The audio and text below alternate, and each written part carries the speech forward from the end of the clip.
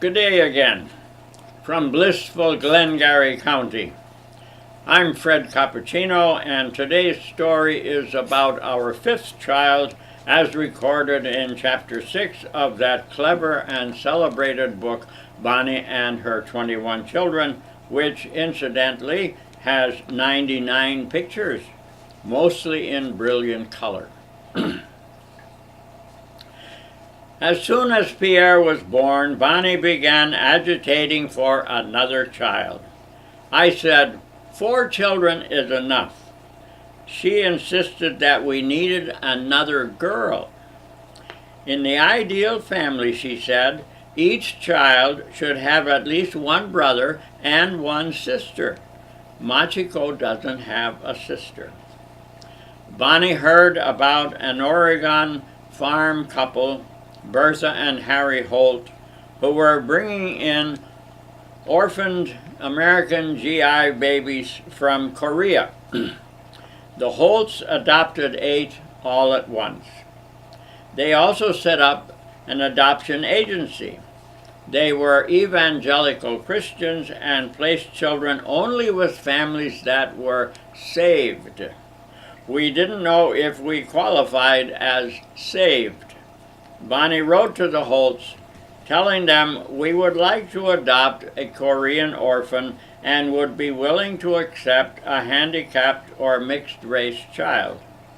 Regarding the being saved part, each of us stated that we had an experience of God in junior high school.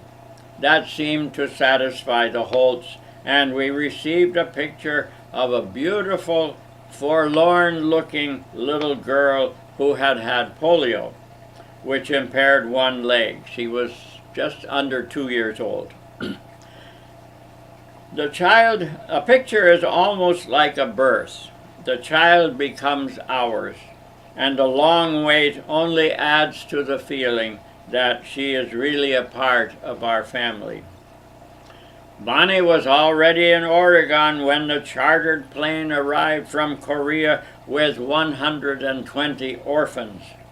As the children were brought in, the parents' names were announced and they came forward to receive their child.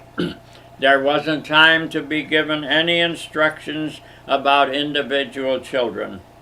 We knew they might all have head lice, which our child did. 77 of them, or was it 78? She had little pink knitted booties for her feet. Bonnie dressed her in the clothes we had been told to bring to Oregon. The clothes she came in went back to Korea. No suitcase. She came to us with no worldly goods whatever. But at last we were able to use the name Annie Laurie. She is now a director of admission at Brown University in Rhode Island. And now, a somewhat unusual story. Some time ago, a fellow named John Winokur wrote about an interesting letter that was hand-delivered in 1943 by an Arkansas man to his draft board. Quote, Dear United States Army, my husband asked me to write a recommend that he supports his family. He cannot read, so don't tell him. Just take him. He ain't no good to me. He ain't done nothing but raise hell and drink lemon essence since I married him 8 years ago. And I got to feed 7 kids of his. Maybe you can get him to carry a gun. He's good on squirrels and eating. Take him and welcome. I need the grub and his bed for the kids. Don't tell him this, but just take him. End of quote. Unfortunately, the story failed to reveal whether the U.S. Army accepted the woman's generous-hearted offer. And now, one of my favorite great stories about Child Haven. 192 children live at the Child Haven home in Hyderabad, India. They come to the home at age 6 or below because those children are most at risk. They think of each other as cousin brothers and cousin sisters, like a family. The idea of girlfriends and boyfriends is foreign to their culture, and it's against the Child Haven rules. The Hyderabad home opened in 1987. Children grow up, finish their education, and find jobs. Some marry later on and bring their spouse to meet Banima, and later still come and show off the most beautiful baby in the world. Bonnie sometimes helps arrange a marriage if there are no available family members to take that responsibility.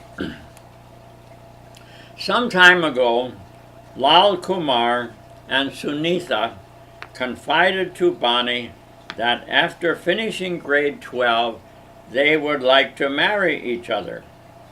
Now, this is against the protocol. They're not supposed to be boyfriend or girlfriend.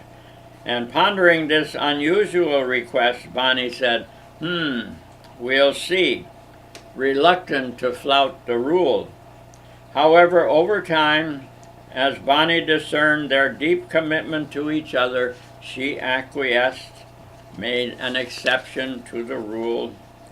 Lal Kumar then asked his grandfather for permission to marry Sunitha. The grandfather frowned and said, No, I am really sorry, but you cannot marry this girl. You were betrothed at age 5 to a girl named Lavanya. I am sorry, but Lavanya is the girl you must marry. Lal Kumar was devastated. His world collapsed around him. He was being required to forsake his beloved Sunitha and marry a girl he didn't even know. He returned to Child Haven deeply depressed and broke the news to Sunitha. She was crushed. Through her tears she asked, "Can you not plead with him? And who is this other girl?" Lal Kumar blubbered in his tears, "Her name is Lavanya." Sunitha's eyes suddenly lit up. She screamed, "That's me! That's me! That's my name when I was a baby. My parents called me Sunitha later on." A wedding was arranged at Hyderabad Child Haven with a Hindu priest, the bride and groom both being Hindu. Lal Kumar's grandparents both attended. His parents were dead, as well as Sunitha's mother. All his cousin brothers and all the cousin brothers and cousin sisters, plus staff and guests, had a special meal. Lal Kumar finished his vocational training and Sunitha finished a university degree. Now they are both working and self-supporting. Sometimes the gods are good to us. And now, a song about another precarious romance, Tennessee Waltz.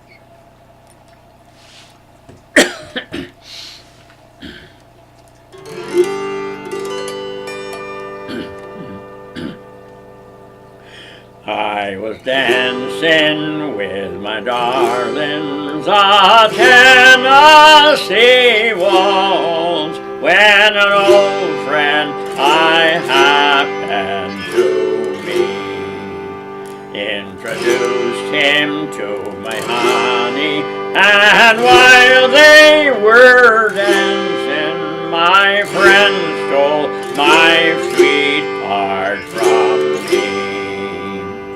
I remember the night of the Tennessee waltz, only I know how much I have lost. my little darling. The night they were playing the beautiful Tennessee Waltz. That's it. See you next time.